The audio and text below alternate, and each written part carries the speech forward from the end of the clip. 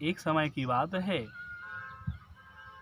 सांब को स्त्री कपड़े पहनाकर यदु राजकुमार ऋषि मुनियों के पास गए और बोले, भगवान, इस स्त्री को पुत्र की इच्छा है, बताइए तो सही, यह क्या जनेगी, लड़का होगा कि लड़की। तब तो वह क्रोधित हो गए और बोले, इस स्त्री से मूसल उत्पन्न होगा, जिससे संपूर्ण यादवों का नाश हो जाएगा, सारे यादवों के नाश का कारण होगा। वास्तव में वह ऋषि इस छल को समझ गए थे। नारद, विश्वामित्र आदि ज्ञानी ऋषि थे। तब तो वह बालक सभी दुखी हो गए। राजा उग्रसेन के पास आए। डर के मारे श्री कृष्ण बलराम से कुछ ना कह पाए। उग्रसेन ने उस स्त्री से अर्थात सांब से लोहे का मूसल निकला, तब उसके टुकड़े टुकड़े करवा के बालकों के हाथों समुद्र में फेंकवा दिए। भगवान श्री कृष्ण ने देखा कि द्वारका में आकाश में भी उपद्रव हो रहे हैं, उत्पात हो रहे हैं। तब उन्होंने यादवों से कहा कि देखिए तो सही, संपूर्ण सृष्टि में, धरती आकाश में अपशकुन हो रहे हैं, उत्पात हो रहे हैं। अब हमें यहाँ द्वारका में रहना नहीं चाहिए।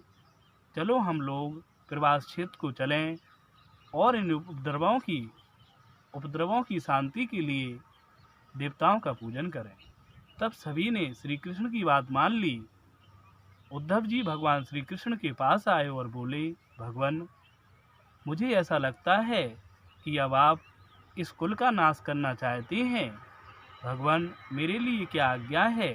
तब श्री कृष्ण ने मुस्कुरा कर कहा, सखे, अब तुम गंधमादन पर स्थित नरनारायण के आश्रम बद्रिकावन को चले जाओ। मेरे द्वारा उपदेशित भागवत धर्म का आश्रय लो, मुझ में मन लगाओ। सर्दी गर्मी, सुख दुख आदि अवस्थाओं को समान समझो। इस प्रकार अंत में तुम मेरे स्वरूप को प्राप्त हो जाओ। सो श्री कृष्ण से आज्ञा ले उद्धव जी बद्रिकावन को चले गए। अब श्री कृष्ण की इच्छानुसार सभी यादव रथों पर आरूढ़ हो, अश्व, हाथी, ऊंट इन सब पर आरूढ़ होकर वह सब लोग प्रवास क्षेत्र में आ गए। स्नान पूजन किया, परंतु उनकी बुद्धि बिगड़ गई। वह मदिरा पान करने लगे। भोजन को लेकर विवाद हो गया। कोई कह रहा था कि तेरा भोजन खराब है, मेरा अच्छा है। इस प्रकार से बात बिगड़ गई और वह आपस में लड़ने लगे। चाचा भतीजे से उलझ पड़ा तो मामा भांजे से, पुत्र पिता से, मित्र मित्र से भयंकर युद्ध हुआ। अनेकों यादव मारे गए। जब शस्त्र अस्त्र सब नष्ट हो गए, तब जो लोहे के कण थे वह एरका घास के रूप में समुद्र के तट पर उत्पन्न हो गए थे। सो उस एरका घास को उखाड़ उखाड़ कर आपस में एक दूसरे पर प्रहार करने लगे।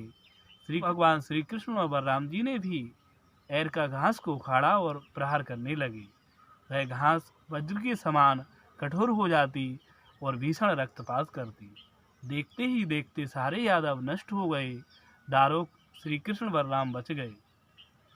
दारुक ने देखा कि भगवान श्री कृष्ण के रथ, ध्वजा, पताका, शंख, चक्र, गदा आदि आयुध सबके सब देखते ही देखते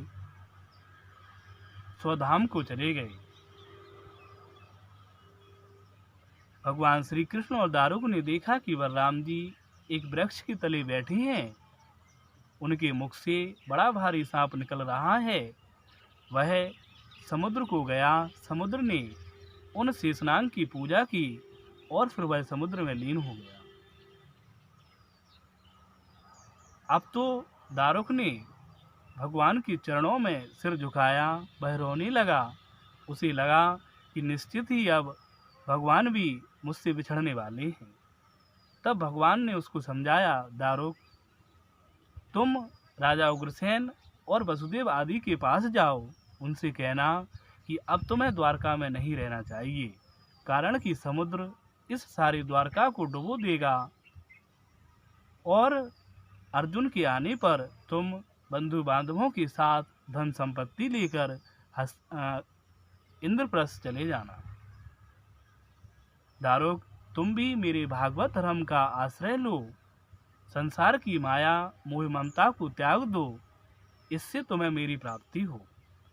सो दारुक ने श्री चरणों में शीश झुकाया, उनकी परिक्रमा की, स्तुति की और फिर उग्रसेन आदि के पास सारा खबर सुना दी। किस प्रकार से बलराम जी देह को त्याग दिए, श्री कृष्ण का स्वधाम गमन हुआ, यह सब बातें दारुक को कहना थी।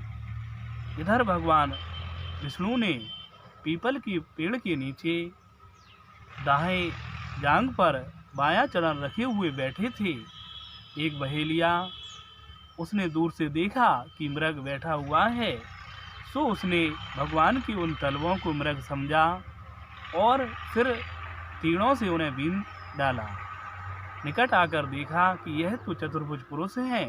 तुरंत भयभीत हो चरणों में गिर पड़ा और बोला, भगवान, मुझसे अनजान में यह पाप हुआ है, मैं अपराधी हूँ, निश्चित ही आप मुझे मार डालिए, जिससे मैं भविष्य में कभी भी किसी का अपराध ना कर सकूं। नाथ, आप वैकुंठ नाथ हैं, मैं अज्ञानी हूँ, मुझे सजा दीजिए। तब भगवान हंसकर बोले, लुब्धक, जरे तू डर मत, तूने तो मेरे मन का ही काम किया है। जा, तू स्वर्ग को प्राप्त हो, जिसे पुण्यवान प्राप्त करते हैं। श्री भगवान के इतना कहते ही दिव्य विमान आया, उस पर वह बहेलिया सवार हो स्वर्ग को चला गया। अब भगवान श्री हरि ने अपने आत्मा को परमात्मा में लीन किया और त्रिगुण गति को पार करके इस देह को त्याग दिया। ढोल नगाड़े बज उठे, भगवान की उत्तम गति को देखकर पुष्प वर्षा होने लगी। सो इस प्रकार से यह कथा विष्णु पुराण के अंतर्गत मैंने बलराम जी श्री हरि का स्वधाम गमन कहा।